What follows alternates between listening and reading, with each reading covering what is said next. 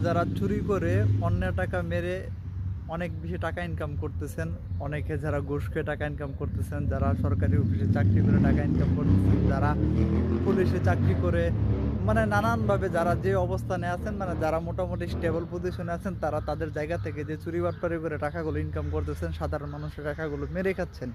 আপনার এই টাকা আপনাকে একটা সময় এতটা প্যারা দিবে, এই টাকা আপনাকে কখনো দীর্ঘমেয়াদী প্রশান্তি এনে দিবে না। এই টাকা আপনাকে সাময়িকভাবে একটা আনন্দ, একটা উৎসব মুখর পরিবেশে রাখবে। আপনাকে অনেক কিছু মনে হবে, আপনাকে মনে হবে আপনি পৃথিবীতে অনেক বড় কিছু।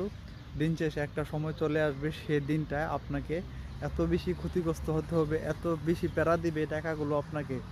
আপনার ওই প্যারার জন্য আপনি সব টাকা হারিয়ে ফেলবেন, কিন্তু আসলে আপনার যে প্রশান্তি, সেই প্রশান্তি কখনো ফিরে পাবেন না। এবং এটা চিরন্তন সত্য কথা, এবং এটা হবেই, এটা হবে হবে হবে, এটার কোনো ভুল নেই, এটার কোনো ভুল ব্যাখ্যাও নেই। এটা একটাই কথা যে আপনাকে এটার জন্য